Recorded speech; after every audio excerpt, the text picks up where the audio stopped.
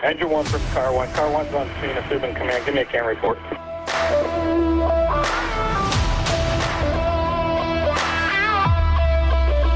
What is going on, everybody? This is Mike Goldstein, Stickers of the C.A.N report. Nozzle Tov, everybody. Got another great guest. I've got New Hampshire. I've got Derry. I've got Dennis Livoli. He is on the job with me, Lieutenant Livoli of the Derry Fire Department. And we're going to be talking about something really cool. We're going to be talking about the Boston Marathon.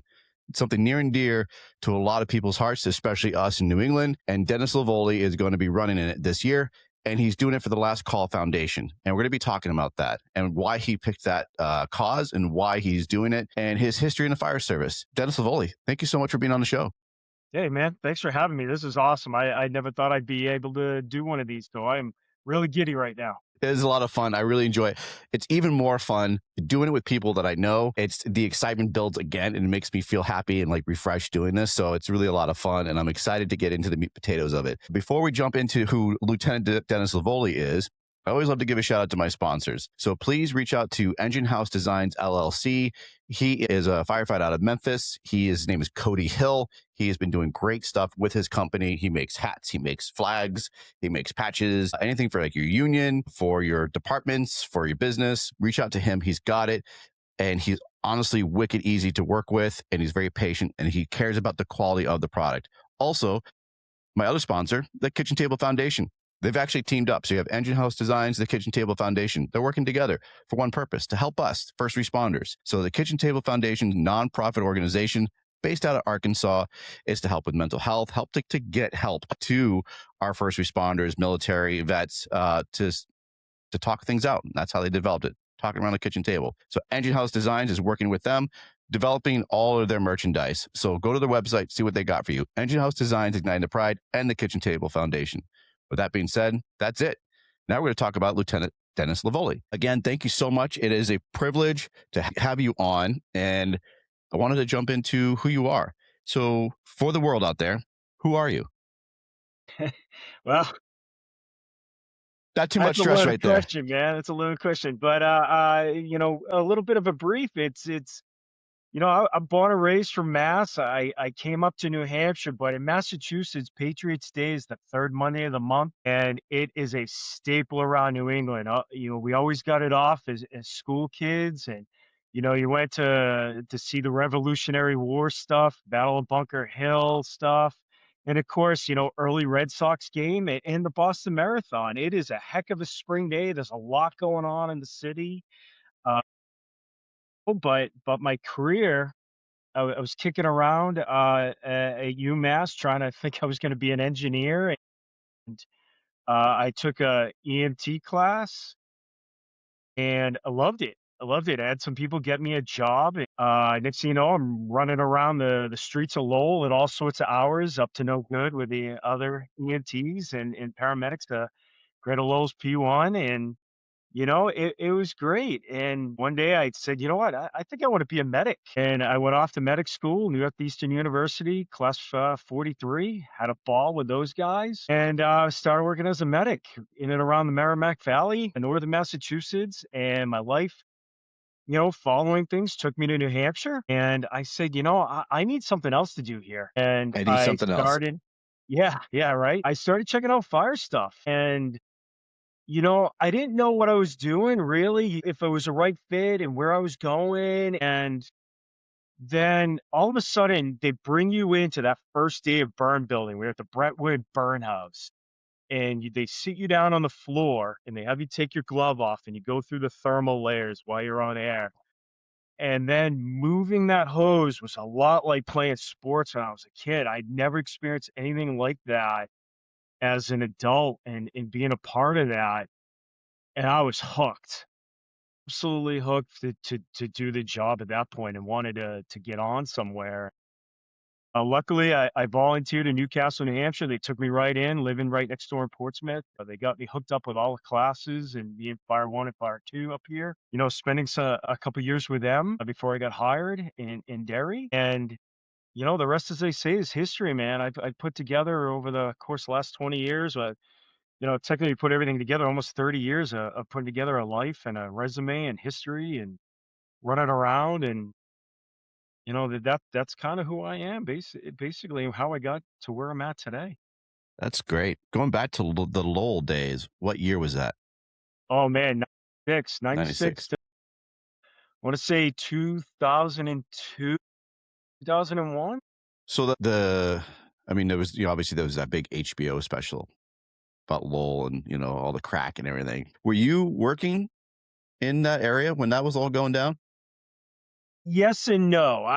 That HBO, it was like the year before I got there, Okay.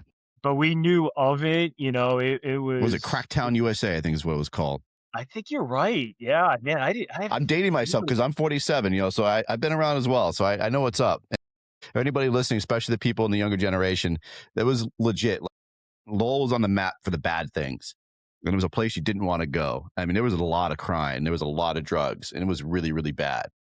Yeah, right where I started, within that year or two, community policing took over, and the chief of police put in the substations there. And for a kid that started hanging out there in high school and then going to UMass Lowell, and it by the time I was in and running around the streets, I felt pretty safe, man. We were not doing the stabbings and shootings that I'd heard the medics do. Like, the medics back then were like the original P1s, still in the middle of their Yeah, career. Like, they started first day medics back in the 70s, late 70s, early 80s, and they had some stories, and they had some scars, literally and figuratively. And to learn from those guys was just incredible. To worry about the ABCs and keep it here before you thought about going up here. yeah. I mean, that was real battlefield EMS. Like, that was when they were doing that shit. That was very, very real, and those streets were mean. But it's cool that you got to learn from that raw experience, honestly, and then transitioning over into the fire service career. And then you mentioned, like, you went old school in the burn building and the flashover simulator. You were taught to take your glove off and feel the thermal layers. Like, that doesn't happen anymore. Like, I'm like, that's why I wanted to break in there, but I loved what you were going with it. And when you talked about taking your glove off to feel it, that doesn't happen anymore. That's very, very, like, that's a bad thing. Like, you are not to take off any PPE inside of those simulators. Like, it's a very, very big deal. And I could get fired. Like, as an instructor, you get fired and all that crap. But it's just cool how you talk about that, because that's how we learn and how we were taught. And, you got to feel the heat. You got to understand what, you got to see it and you got to feel it to understand what the fire environment's doing. And I think that's really cool that you were talking about that old school teaching of, like, hey, you got to feel that heat on your skin,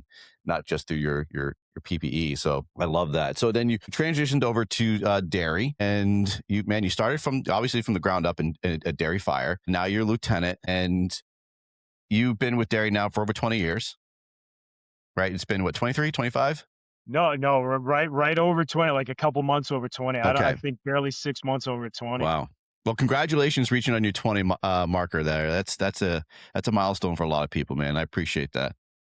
Thanks, man. It doesn't sound like anything, like, 20, like, no big deal. But then when you really think about it, and the longevity of a career and a life, and you're like, wow, that's a significant amount of time and calls. We had a conversation the other day at the firehouse table of somebody had mentioned something, and it just grabs that memory and sucks it back, and you're able to relate that to something that's happened in the past, and how you can pull those things out. It doesn't happen unless you have that time and you're putting in that effort. And you've seen a lot of changes within that department. You've seen a lot of growth. Just for my short time on being on Dairy, a lot of personnel change, a lot of new people. We also have a brand new station that was just opened up. And again, someone for you who's been on that department for 20 years, honestly, if you can, what's it like to see such big changes that happen? Because we talk about, like, there's the guys who've always done it, the guys who, the way we've always done it, and we don't like change, and change can be difficult. And someone for you, like, you had the stations you're used to, you had the kind of the way we've always done it in that area, and now it's really starting to shift. What's it like to see the town itself and then the department itself honestly change, and actually pretty quick, because that town is developing a lot faster than we can keep up? Yeah, I think change and growth, especially if it's fostered from the town administrator and the chief of the department down, it's a positive thing because whether we like it or not, and the examples are all around us, especially on the northern Massachusetts line. When my parents moved up there in the 70s, they were told they were going to the sticks. My dad always used to joke about it. And now it's really just Metro Boston. And here we are in southern New Hampshire dealing with that. So if you're not honest with that and proactive in that as your community increases in not only population, but demographics and industry and the, structure, you know, community structure around you. Highways are getting wider, trucks are getting bigger. You're going to fall behind and you're not going to be ready for that next incident. And just going back to what I said earlier, it's natural to go from that first day probie. And I wish I was at 2021 like some of our young guys, because Yeah, man, I think they have that energy and they have that passion a lot right now, and it's easy to stay focused and sucked into it.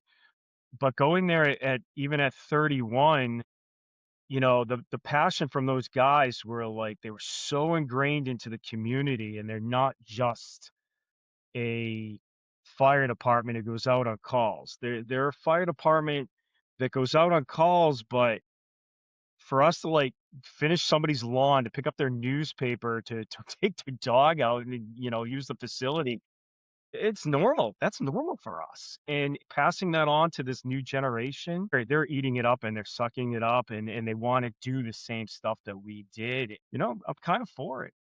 I love it. And because you do a lot, like you talked about community and being involved in it, you actually do a lot with the community with Derry. For one, the float. Every year, you lead the charge on the holiday float. And obviously, if you didn't lead the charge, I don't think it'd get done. And you're very passionate about it.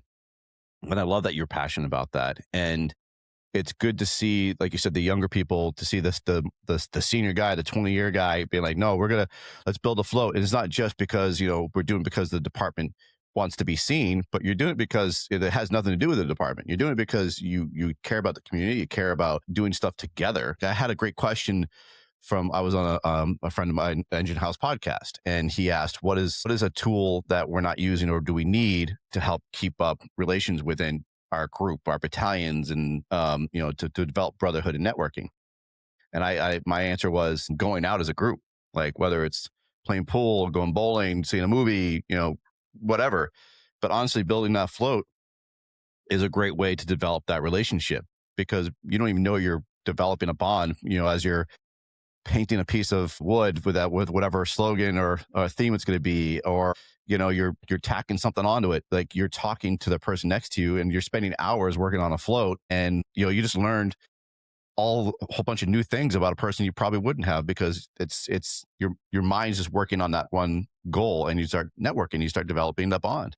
Yeah. Oh, absolutely. I mean, it's twofold for the bond building. You're in that month leading up to that parade to get it done, and you're working with people, and sometimes it's a casual thing. They're walking by, hey, can I do this or can I do that? Or you find somebody with a specialty skill and you beg for their help, and I say beg, but it's really asking. It's no problem. You just coordinate the time and they get in there, and you have a few laughs, and you see what you can put together creatively. And artsy stuff is just not my forte. I'm an Excel spreadsheet guy. But the other part of that is when you're at parade day and you get that thing lined up, you're talking to other people involved in the town. They're coordinating the parade, the judges. You share some stories and some jokes. You hear some of the stuff about the community and how long they've been involved with the parade and what they do in the community. Old school board members, you find out how buildings were built and what person used to be involved in the town. And then what's even cooler is if you're there and you're focused on the float. That's one thing. You go out, you wave at folks, and you get a chance to talk to the float before you and behind you. But if you're working that day and somebody else takes the float and you are staged and you leapfrog, you walk in through all of those people that are out there seeing that stuff, it's an awesome opportunity just to talk to people, answer questions that they may have about what we do, and learn about them and who you're really taking care of in between calls and providing that safety net that makes them sleep well at night. I love it. And that's great. That's like the community development we're seeing. They want to see our department. They want people in any community. They want to see their department. They want to know who those members are. They want to know who's protecting them and who they expect to come up and help them with anything. Yeah, man. I mean, even just slowing down and like you see somebody who needs help, you pull the fire truck over or the ambulance over and you help somebody out real quick. I mean, lemonade sales for these kids. Yeah. Man, I'll even stopping and going sledding and just letting the kids see the truck when we're out grabbing groceries all the time. It's that's the fun part when you're out there dealing with, the not fun part, which is basically our job. It's somebody's bad day. If you can have those good interactions too, Yeah. man, you got to jump on them and be a part of this community. And it helps us get, a new building, a new truck, staffing. I mean, when people see us and see what we're doing and giving back to the community, that's a huge buy-in to the community. And, again, we're not even doing it for that. We're doing it because, like for you love the flow. You love it because it is something that you're passionate about. You love the bringing people together. And again, every year I see you just putting so much time and effort into it and passion. And I love seeing it. And this year you guys won second place, right? Yeah, yeah. We seem to win something every year, whether it's creativity or overall design or something. But that was going on before I started being involved when I was just painting like doorknobs or throwing on. But yeah, it's a lot of fun. So, with your passion and what you do, you also have now another passion that you're doing, and that is the Boston Marathon. And this is something that you never ran the marathon before, correct? No, not this marathon. No, but like I said, growing up in New England, this was a dream. Last year, I got to work a mid station down there. We were right across from the Newton Firehouse, mile 17. And just to be that close from the beginning to the end was like, oh my God, being a runner, it was awe-inspiring. I knew right from that second that I wanted to try to find a way to be able to run in this thing. So that's awesome. And so you just mentioned that you volunteer. You used to volunteer helping with first aid and being a medic on scene. Is that the last year was the first time you did that? Yeah, so a firefighter friend of mine who I knew from scouts, his family's been doing it for a number of years. His aunt is the med station director, and he has a bunch of other family members that are nurses and stuff, and they're still always looking for help to be involved in that and volunteers.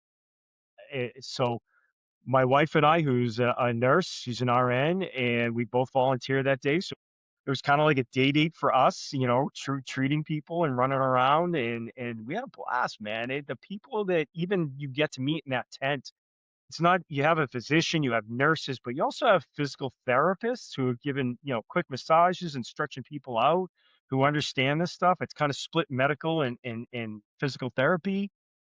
It was awesome. It was one hell of a thing, especially believe it or not, the whole thing is set up on NIMS. There's a unified command post and how they call for ambulances. I mean, the whole thing is just impressive. Yeah, imagine, like this. I've always been in awe of how people and the governments can put together such an amazing event and pull together all those resources because that is just huge. And then, of course, everything that happened, years ago with that tragic event, it's just amped it up even more. So now you have more resources involved and more officials involved because obviously we don't want repeats or anything. It's but it's just got to be it's got to be crazy seeing that many people in a community like that, and you have a small piece of it of literally being there to help, and you get to have the ability to be just literally helping the runners or helping anybody else that's involved, and that's what I think we love to do as in our field. We just love to help, and that kind of situation even more so. We get to be part of something even more incredible, and volunteering is just something I think we all love to do, and something again like running and being passionate about that. So you are going to be running this year, Yeah. and what cause are you going to be running for? What foundation? So I was curious. I knew they had charity bibs out there. A little quick story for you. And I looked at the list, the Boston Athletic Association, or the BAA, who puts on the marathon every year. Right on their webpage had a list of charity bibs, and I went through.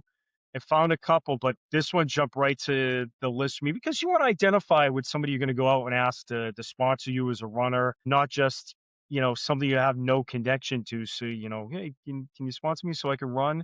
Which is kind of what you do anyway, but you do a little bit more heart because you believe in this. So I found the Last Call Foundation, and I actually blew off everything else, and I kept waiting for them to open up their applications, which was beyond, like, all these other teams were put together, and they put it out. So I was pretty stoked to apply and get accepted to run for the Last Call Foundation. So tell me about the Last Call Foundation. Yeah, absolutely. So Michael Kennedy and Ed Walsh, who passed away at the fire in Boston. Michael Kennedy's mom, Kathy Crosby Bell, she bore this, kind of was a little, and just paraphrasing from her actually online video, I would encourage everybody to get on the Last Call Foundation website and check out their stuff. But the hose burned up behind him. And how does that happen? And it's a great question, and what the technology is. But from that, came what they do in the research and the grants. So they do studies on how a lot of this stuff affects us, whether it's the equipment, the hose, the PFAS in the gear, and how we can help people. And then they have the opportunities for departments all over the world to write grants for, get them cleaning extractors for their gear, help them with gear purchases, thermal imagers, hose. I mean, it's just incredible organization in the people that are involved, and I am really looking forward to getting to really meet a lot of these people, my fellow runners here, in a few weeks, and really supporting this program.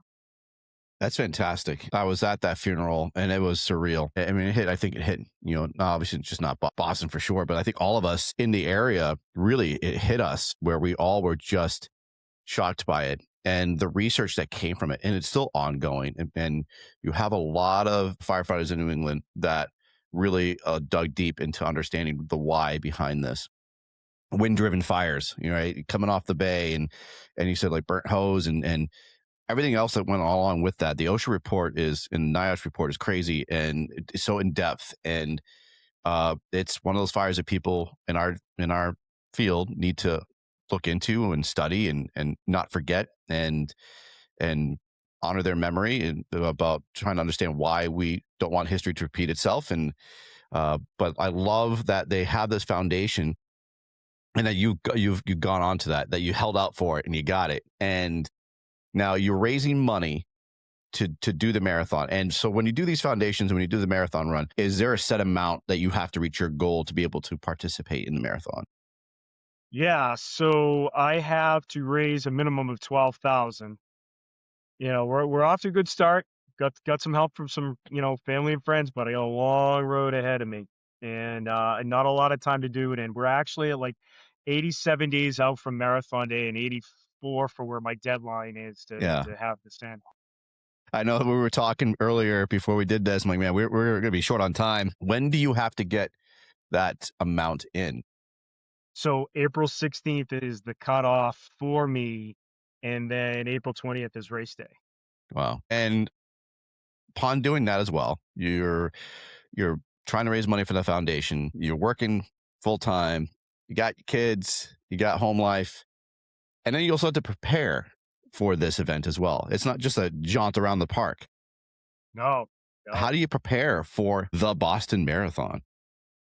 So this actually goes back to the fire service, man. There was a number of years ago where I was getting out of shape. Things were getting ahead of me. I had some, things going on, and I started running for peace of mind and just to be out on the road. And Davio, retired lieutenant out of Derry, came to me and he goes, you're running a lot. Like, what are you doing? And so I sat and I talked with him, and he goes, you can run a marathon. I was like, no, I can't. I'm not interested. He goes, no, no, really. And he set me up, and I ran my first marathon within a year. I ran the Marine Corps Marathon, and I absolutely loved it. What an experience to run out through our nation's capital, outside of politics, but just the history and the tradition and the monuments and the people and the personalities associated in the crowds and the vibes. It was great. I actually didn't think I was going to run another marathon. I really enjoy the halves. I like being out there running, but then I decided, you know what? I'm 50, now 51, soon to be 52. And I ran Disney a few weeks ago. I ran the Disney marathon. My older kids, my two boys, they ran the half the day before. So there's some stuff, but you're right. It's a lot of time because once you start to get into high mileage, you're running a long run every other week, flagged by two medium or short runs. So on your long run day, even if you're at 16, 18 miles, it's 3 or 4 hours out of your day. And then you're kind of a little tired come 6:37. You're trying to get through dinner, find out about your kid's day at school. My youngest is in 5th grade, and you just want to go to bed, or at least I do, but this is a 3 or 4 day week commitment. And then being in New England, dodging the cold, especially running through the summers, like you can get up early at 5, 6 a.m., 4, and go for a nice cool run. But in the winter, you're hoping for the afternoon with not so many slush puddles. And everybody's like, "Why don't you get on a treadmill?" I It's not the same, can't. right? I ran yesterday 15 miles on the treadmill because I was supposed to run with the Derry Running Club in their 16-mile race. Signed up for it, paid for it, but I couldn't do -10. Didn't couldn't do it. So I went, I picked up my T-shirt, my bib, and and I came home and I got on the treadmill. Told them I wasn't going, but it's That's tough hard. because you got to do it in like you said, you got to do it in the elements. 'Cause Yeah. I guess I'm not a runner, but I would only imagine that it's like we train for the fire. You got to train with live fire to know what it's like, to know how to battle it. And imagine with marathon running, you got to train on the streets because it could running on a treadmill is going to be way different than running on the actual pavement. Yeah, because as the road goes, the hills are natural, the ups and the downs, the scenery changes, you pass people, it's weird. You talk, you wave at people, even cars going by, you're like, "Hey, how you doing?" Like, and they must be like, "Who's this guy?" Right? And you're enjoying yourself, but on the treadmill, even with a movie on, you're like, "Oh my God, I gotta get off this thing." And that's me. Some people can run, but that's how I do it. But I've learned even at 20, 25 degrees with a light wind, I go out in shorts. I've got comfortable with it. I enjoy the brisk because you warm up. You kind of strip off a few layers, even though it's biting. But it's the same thing. Once it gets too cold, it's like when it gets too hot. I won't start a run after 75 degrees. And I really probably shouldn't start it after 70 because you just get dehydrated and Mm. fatigued. You have a belt with a little water thing, but it only lasts so long. And like we just got dumped on with over a foot of snow. Like, how do you run with that kind of like when they don't clean up the streets yet? It's impossible. That's talking about trying to get a cardiovascular workout that way of trying to trudge through the snow. I mean, that's a workout. So the biggest thing is you just got to move things around and fit them into your life. You find that, okay, it's not going to be ideal running out there for a couple days. Maybe I put my long run off, move my schedule around, and I've done that. Like I've sat and planned out like a whole month around shift work, and then I've had to go and say, okay, I'm getting overtime this day, or my wife needs me here, or this weather, it's raining for 3 days, and Mm. you rewrite it, and that's why you do everything in pencil, bro. Well, speaking of the preparing and being diligent in your workouts, what about the eating habits as well? I imagine, did you have to change your whole dietary plans to really get yourself prepared for this? So when I decided to run the marathon outside of my normal running, like running a couple times a week, because I find, at least being for a firefighter, breathing and cardiovascular makes me feel good, especially on the fire ground. But really, I like a carbonated beverage, and I am a chocoholic. And I like my chocolate, and being 50, if you don't exercise, your PPE ain't gonna fit anymore, and you gotta do it. But when you decide you're gonna run the marathon, yeah, there's a few things. You try to eat a little bit more protein. Try to lower your carbs a little bit. Even though, like, before I go for a run, I have a bag of loaded with peanut butter. Love peanut butter anyway. Make sure I have that long acting energy release. The nice thing is, even though, like I mentioned, my wife's an RN, before she did that, she's an exercise physiologist and a nutritionist. Oh, there you So go. I've got in-home hookup big time. Well, I was just going to ask you, how do you know all of this? Like, who do you reach out to? But man, you guess you got it covered. Yeah, are you kidding me? She makes me oatmeals and with, fruit or chocolate chips in it, and I just grab one, heat it up, and I'm good to go. Wow, that's awesome. I didn't realize that about your wife. I knew she was a nurse, but I didn't realize she had that background as well. That makes it a lot easier. But with Yeah. her being and having that background, do you also reach out to other marathon runners, especially ones who have run? Do you have any connections with people who do run or had participated in the Boston Marathon?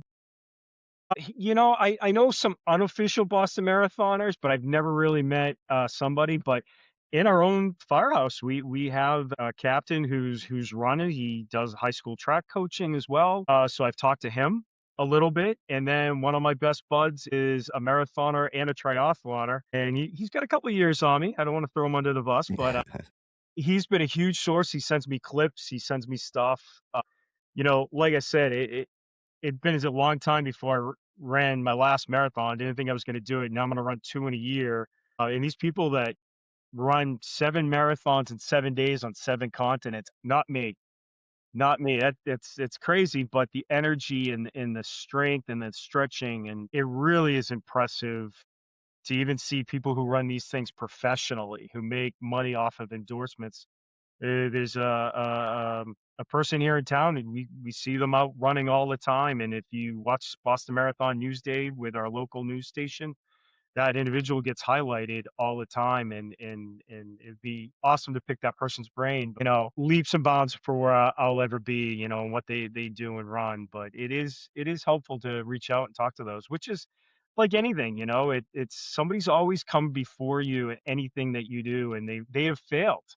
Yeah. Like I have failed on the fire ground or in the back of the ambulance, and that's the stuff that you learn from, and you can teach other people that stuff, and it's great. That's awesome. And when you're doing your runs, like I love to listen to music.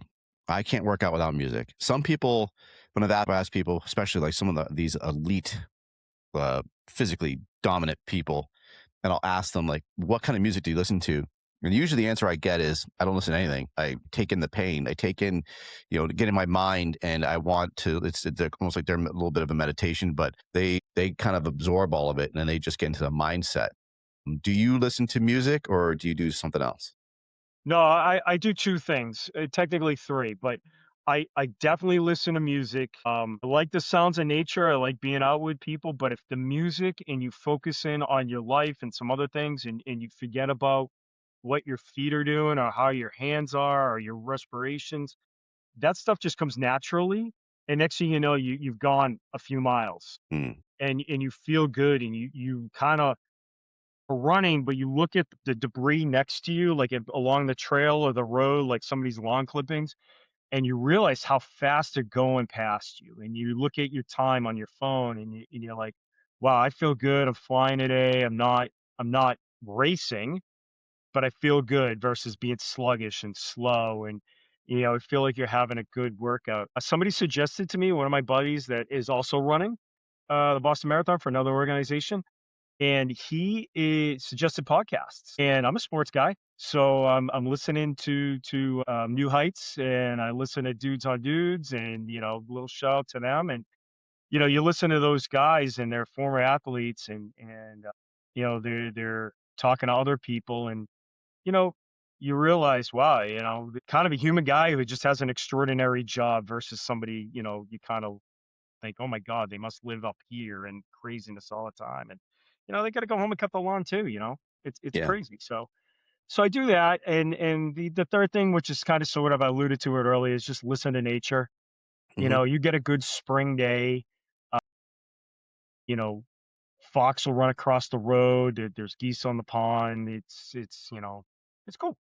I think it really helps you to appreciate, like you said, I love nature and I love being in the moment. And I think with especially with running, because I've heard a lot from people, is you really get in that mindset of enjoying the outside, of really taking in nature. And I think you start doing that, as you said, you're just kind of looking at lawn clippings, you're looking at leaves on the trees, you're listening to what God gave us in this earth, and you kind of all of a sudden zone out. And like you said, before you know it, it's like 5 miles because you just like got in a different mindset and you're enjoying life without even knowing it and not even thinking about the pain or how tired you are. And because that's what I like when I when I work out, that is my therapy. I love to be in the gym. I love to like get into all my anger and anything else I got going on. It's out on the weights. It's I'm taking it out on the weights. I'm taking it out on the floor, and I walk away and I'm feeling so refreshed and more energized than I was. Because like you said before, like you have to push yourself, and there's times you don't want to go for a run. There's times you don't want to go to the gym, but once you push yourself through it and you finish it, you're like, man, I'm so glad I did that. I feel so much better. Right. Even if it's a short run, like 4 or 5 miles, any run's hard to start. It really is. It's like, oh God, the time and how am I going to feel and the weather. But once you get beyond your stretching and you get on the right gear and you hit the road, no matter how long or short that run is, when you're done, you always feel better. It's a good high. Allows you to think, clear your head a little bit. And having grown up in the scouting program and just camping a lot and hiking, and this is just another reason to be outdoors. And you think of memories, think of my dad, think of my mom. When I'm out there, think about, oh my God, my kid's got 3 things going on this week, but I enjoy doing those things. And helps me prepare. Great. I love that. And then with the recovery of it, like you said, you're over 50. So when you're doing these runs, and how do you recover from that? If you've done a long run, you're prepping for it and you're pushing yourself, how do you rest up? What do you do? So, probably not the right things, but for me, what works best for me is if it's a long run, I got to make sure I'm not working the next day. I mean, I got to do some extra stretching afterwards. I do my cool down, get cleaned up, get some food back into me, but then there's some later stretching going on. And then, if I'm at work, there are days where, especially if it's my first day as I build up, that I do get a little sore the next day. So I got to make sure I get another stretch out in the morning. Stretching for me just seems to be the key. I make sure I get a good stretch in, and before I go, and then kind of start with a nice walking cool up, warm up, and then a cool down afterwards, and then get a good stretch in and make sure I eat right. That's awesome. And I meant to ask you earlier, because you kind of mentioned a couple of times with the scouts. You were an Eagle Scout, right? So not were, I am. You're always an eagle to Because the you're day you right. You're die. right. So it's funny, it's one of those things you can always hold on to. Um, you know, it it's a program that has given me a lot. Sent me to Europe, all over the country, got a lot of good friends in it. Uh, I've had experiences being kind of where I grew up, in the environment I grew up in, that I would never have had. And I try to give back a lot. My daughter's in the program right now. My boys were in it, and it's a family affair, and it's part of our lives. Do you think, because I've met a lot of Eagle Scouts in my journey into the fire service, there seems to be more Eagle Scouts that are now firefighters. Do you think that really is So for I think for like military first responders, I feel like when people have achieved that, when they've gone to the higher rankings in the Boy Scouts, it seems like they then move on to either military, police, or fire service. yeah, it was funny that you say that, because the year I got promoted to lieutenant, we're at the promotional ceremony, and a bunch of people got promoted. It wasn't just like one guy moved up. There was a bunch, and at the end, the fire chief at the time spoke to the crowd, and he goes, because they do a little bio of everybody getting promoted, what they've done in the job, what they've done in their personal life, things like that, and which I think is great, because we all have lives and organizations and things we do outside of the fire service. And he made reference to, if you were paying attention to all the bios, you would have heard either they're an Eagle Scout or they were in the military. And it is one of those things that, at least for me, you learn selfless service for others. You learn to take initiative. You learn to take responsibility. And some of the mentors I had in scouting growing up, especially working at scout camp, I'll give you a great example. My second year, I was supposed to make X amount of money, and I signed my contract. My parents signed it. I was 16 years old, and we sent it back. And then my first paycheck that summer came, and it was like a third of what it should have been. So I talked to the camp director, and the camp director was like, "No, that's not what we're paying you." So my area director at the time, the head lifeguard, and you know, uh, eventually camp director, and he paid me the difference out of his pocket, which he didn't have to do. I'm some 16-year-old kid. He took care of me, and that always stuck with me. And I think the lesson I learned from that was look out for the next guy. So at the fire department, we do a lot of crazy things, and I always, every time we take a class about mental well-being, we always talk about the big bad calls, but for me, it's the little things over time. And for me, it's also the routine that is just like could have been avoided, and it wears you down. Mm, So you talked about it. We have a young department, and you got to look out for guys, and if it's just throwing darts or sitting in the recliners after dinner and making fun of each other, you got to take care of yourself. You got to take care of them. And I try to do it in a way that's just basically unnoticed as being a part of the crew, but even admitting your own faults. Like, not to the point where I'm self-deprecating, even though I probably am. It's hey, I screwed up this once upon a time, but this is what I learned from it. And you take that, and I think I learned that in especially being a camp director. Early on, I mean, I've had all these leadership things well before I was a lieutenant, and running a camp. I took over the camp, and one of the gripes is nobody knew what was going on behind the scenes, and it never seemed like we saw the previous administration. I mean, I went out, I do management by walking around, and I talk to them every day. mhm. And then when we're in staff meetings, we hold each other accountable by being honest, and I admit where I was wrong. And then people appreciate that. It's get out of the office from time to time, and be present. Yeah. And simply that, to me, is huge.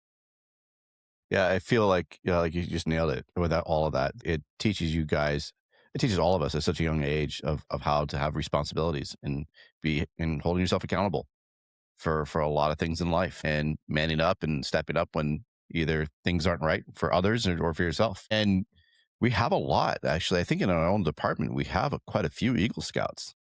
I think we have three, to be honest with you. It's more than that. Is it more? I thought so. I Yeah, know, like, and matter of fact, Ethan Major, I dropped his name. He's actually going to put a list together because we're looking to do something in the community with fire safety merit badge, and we think oh, it'd be a big nice. hit, and draw more people in our community and the surrounding areas into our department, and maybe foster that spark that will make the next generation firefighter.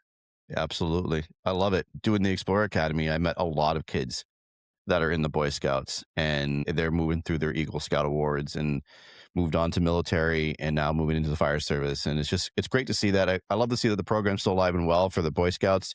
I tried it. I couldn't do it. I tried. I think I made it up to, I mean, I was in the Boy Scouts, but I was just too much into getting in trouble that I couldn't stick with it anymore. But Yeah, but look at your full circle moment. You've been running that camp, and I had a privilege to work there this past year on a couple of days, and to see what that is. I don't know where it became, but I to see where it is, I had a blast. I watch young people discovering themselves and pushing themselves, and watching them struggle but learning at the same time in a positive environment. And brother, you do wonderful work for that, and that is going to mean more to them than they'll know. yeah. No, I think that's a big takeaway is that there'll be a lifelong lesson. Just like in Boy Scouts, it's you still remember fondly of all those lessons you learned in life from developing that and moving up through the ranks and becoming an Eagle Scout. And yeah, you're right. Like it's such a valuable lesson for all of us. And I'm so glad that the people are in those programs, but people like you are still leading the way and promoting those programs and showing the youth that there's better things out there. And like I guess I've said many times, like honestly, I wish I knew about the fire service more when I was a kid. When I was like 17, 18 years old, I had no direction in life. And had I known that, the fire service was a thing, the explorers were a thing, I probably would have joined that. And life would have had a different route, but I mean, it's all comes together now. But we need more people to talk about these programs and that they're alive and well and they're doing great things for our youth, and that you can carry them into adulthood and you can be very successful in life with these experiences under your belt. So I love that you guys are going to hopefully promote that program, and I love to see. I can't wait to see where it goes. It's exciting because the Explorer Academy is tied in with the Boy Scouts of America. So it's great that it's working together for the same mission, is to help develop our younger generations, to give them a direction in life. So with the Boston Marathon and the Last Call Foundation, I'm going to bring up the screen for the because you mentioned the website, so I want everyone to see it. And the Last Call Foundation, I have it up right here, and this is the founder is Kathy Crosby Bell, which is his mom, and Michael Kennedy. And she gives a great description of why she's doing this, why she's so passionate about it. Not just because, unfortunately, that she lost her son in this horrific event, but why she's continuing on with this mission, and wants everyone to understand why we need to understand our equipment and the pros and cons behind it, how it's failing, how it's succeeding us. And she's really helping to lead a way to help develop programs and better equipment for us to keep us safe. And so if you guys are ever curious about it, lastcallfoundation.org, it's up on the screen here. You can see people doing the marathon here with their bibs. And also, again, there's all great information here. How to donate. You got the donate button. You got the join the team. And again, it gives a great description of why she's doing this and who Michael Kennedy is and all the other programs are involved in this. It's really, really important. That's why I want people to understand what Lieutenant Livoli is doing and why he's doing it, what this program really means to all of us, especially in New England, because it does hit home to us very much so.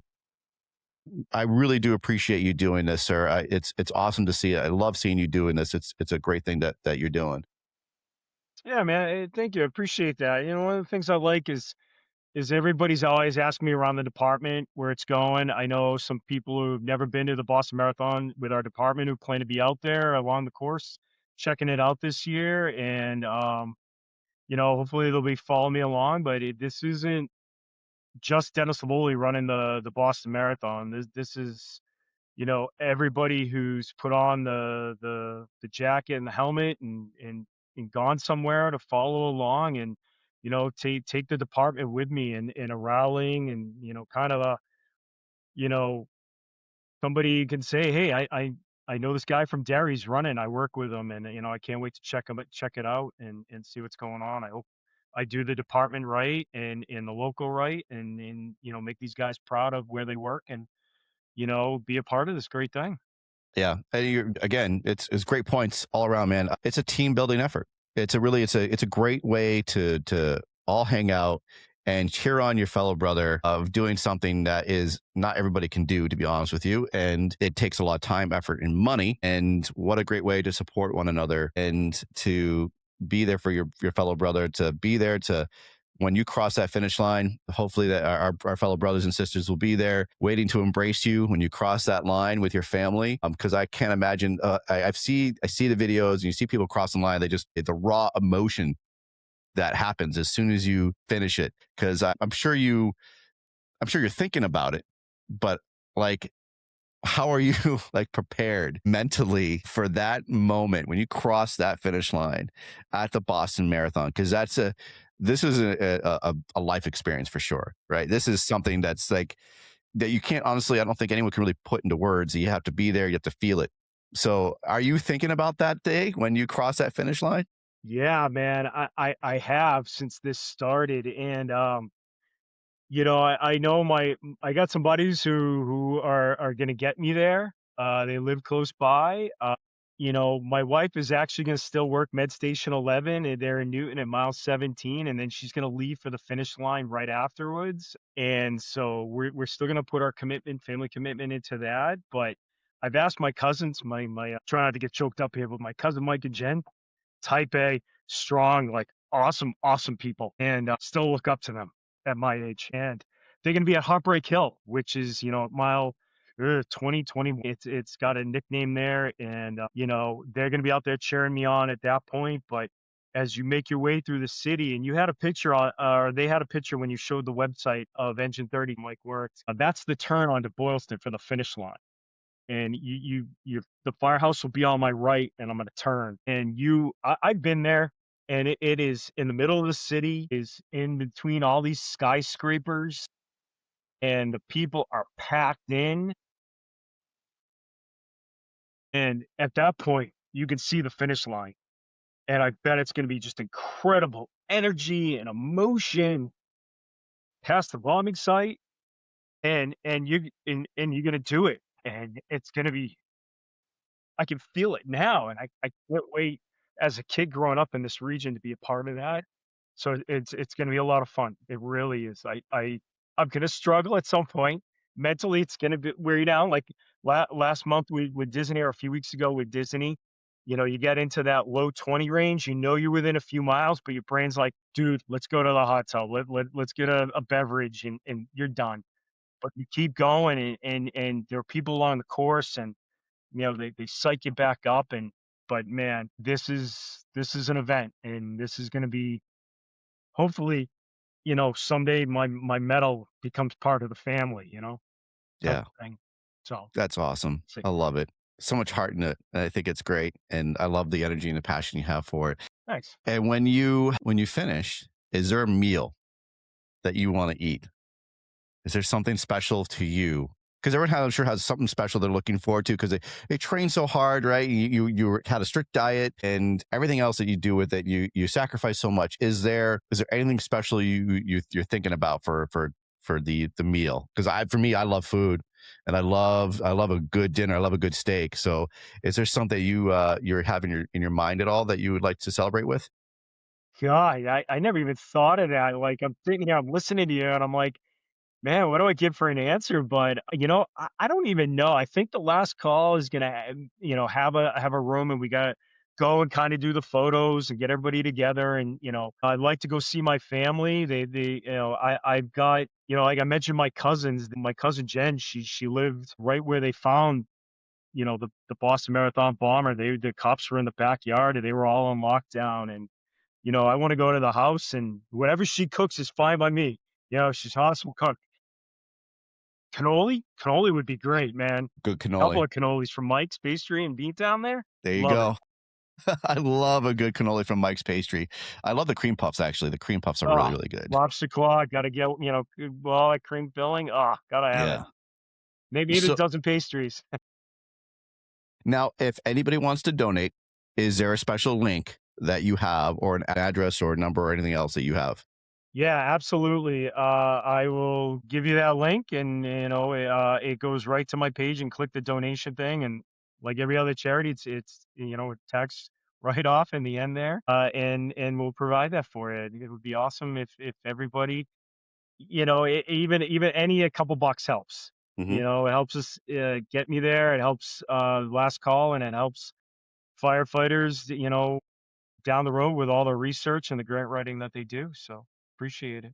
How many people are in the group for the Last Call Foundation? There's only two other firefighters that I know of from Mass. I'm the only one in northern New England. From just saying New Hampshire, but one of the runners is our team captain, Sarah. She was Michael's girlfriend at the time of his passing, and she's gonna run it every year until she can't. She says, and that's inspiring to run a marathon every year, and so looking forward to meeting her, and learning from her experience of running this marathon. That's fantastic, sir. I love it. So there you have it, guys. If you're curious about the Boston Marathon, you can check out their website as well. You have the Boston Marathon. It's April 20th. Obviously, it's going to be in the Boston area. You can go on their website, check out where it is, information for parking, buses, the T, anything to get there. There's going to be a whole bunch of information. So make sure you're following that. If you are planning to visit, make sure you get there early. Make sure you're preparing for the weather as well, because it is New England. It is in April. It's not warm. It's usually cold, and it's just very, very chilly and gets you right to the bone. So dress accordingly. It's a long day, and make sure you're there to cheer on your favorite runners and to support their foundations that they're going with. And Last Call Foundation, again, is near and dear to a lot of firefighters. And I love that you're doing it, sir. It's a great thing that we all can see and hopefully take part of, and really just to be there to watch you succeed, because I know you will. And I'm excited for it. Unfortunately, I will not be there. I'll be out of state. So unfortunately, that is a day that I believe I'll be at FDIC. So unfortunately, I don't think I'll be there. Well, it's funny because I would like to get out to the FDIC and see you speak and teach, and we'll hopefully do that in the coming years. That being said, you can follow along. I'll get you my bib number, and you can check me out, and you can see me cross the finish line digitally. Yes. Oh yeah, absolutely. What's your bib number? Do you have one Well, I yet? won't find out till the Okay. expo the weekend before. Awesome. Make sure, yeah, I would love to get that information. I will blast out as much as I can to get that for your support. And I'm excited to see our brothers and sisters, to be there at the finish line with you, to see you succeed in this mission. And man, I really appreciate you being on the show. I appreciate you talking about your experiences and why you're doing this. Thanks, man. Thanks for having me and getting this word out. I mean, you know, it is an important thing, like you say, and it needs to be spread even more to know what this organization is, and the platform is at least getting that word out, and that's awesome. So thank you for having me, and thank you for taking this time.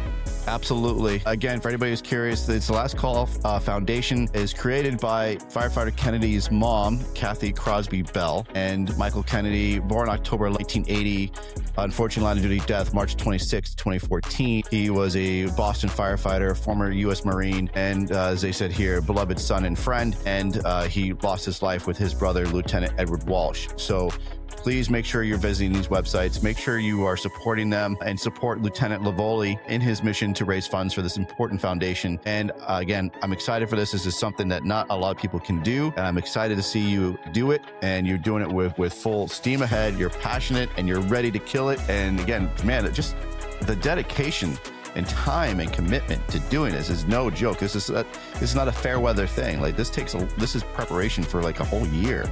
And we need to get on the mission to support you and raise these funds. And we're going to do our best to get it to where it needs to be. Thanks, bro. I appreciate you. Yeah, absolutely. So thank you guys so much for tuning in. I appreciate all of you. So with that being said, you all take care. Be safe. Here it comes. Nozzle top. Mazel tov. Nailed it.